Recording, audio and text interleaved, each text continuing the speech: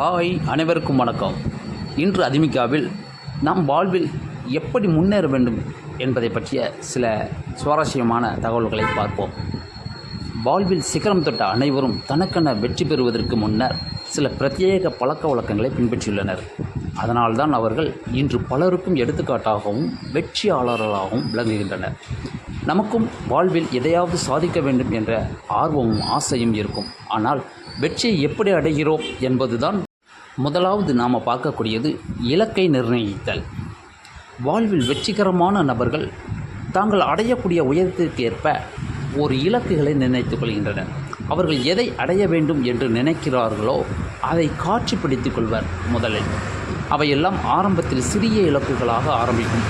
இதுவே அவர்கள் பிற்காலத்தில் பெரிய இலக்கை அடைய தூண்டுகோலாக அமையும். இதேபோல நீங்களும் வாழ்வில் முதலில் சிறிய இலக்குகளை நிர்ணயித்து அதில் வெற்றி காணலாம். அதன் பிறகு உங்களது முக்கிய இலக்கை அடையலாம். அடுத்து இரண்டாவது, நாம் நேரத்தை நிர்வகிக்கணும். நேரத்தை நிர்வகித்தல். காலம் பொன் போன்றது, கடமை கண் போன்றது என்பர். இதை அப்படியே பின்தொடர்பவர்கள் வெற்றியாளர்கள். இவர்கள் தங்களது சில மணித்துளிகளையும் மிகவும் முக்கியமானதாக கருதுவர். நாம் 24 மணி நேரத்தில் இவை இதற்கான நேரம் என்று ஒதுக்கினால் கண்டிப்பாக நாம் நேரத்தை தேவையற்ற விஷயங்களுக்காக வீணடிப்பதை தவிர்க்கலாம். அமெரிக்காவின் மறைந்த முன்னாள் ஜனாதிபதி ஜான் எஃப் கென்னடி நேரத்தை கருவி போல உபயோகிக்க வேண்டும், படுக்கை போல உபயோகிக்கக்கூடாது என்று கூறியுள்ளார். மூன்றாவதாக, கற்றல் ஆற்றல். கற்றுக் கொடுப்பது எப்படி ஒரு ஆற்றலோ அதே போல தினசரி புது விஷயங்களை கற்றுக்கொள்வதும் ஒருவித ஆற்றல்தான். வாழ்வில் ஒவ்வொரு நாளும் ஏதாவது ஒரு புதிய விஷயத்தை கற்றுக்கொண்டே இருப்பது மனிதனை பல்வேறு உயரத்திற்கு கொண்டு செல்லும். அப்படி புதிதான விஷயங்களை ஆர்வமுடன் கற்றுக்கொள்பவர்களுக்கு அறிவுதான் பெரிய சொத்தாக இருக்கும். அதுவே அவர்களுக்கு ஆளும் திறனையும் கொடுக்கும். மாறிக்கொண்டே இருக்கும் இந்த உலகை கற்றல் ஆற்றல் உள்ளவர்களாலேயே மாற்ற முடியும். அடுத்து நான்காவது, விடாமுயற்சி. வெற்றிக்கான வழி எப்போதுமே பூக்கள் கொட்டி வைத்ததாகவோ அல்லது உங்களை வாரி அணைத்து வரவேற்பதாகவோ இருக்காது. 2 அடி நீங்கள் முன்னோக்கி நகர்ந்தால் அது உங்களை 4 அடி பின்னோக்கி தள்ளும். இதையே அறிஞர் பெர்னார்ட் ஷா கூறும்போது, நான் இளைஞனாக இருந்தபோது 10 காரியங்கள் செய்தால் அதில் 9இல் தோல்வியடைவதை பார்த்தேன். எனக்கு தோல்வி அடைய பிடிக்கவில்லை.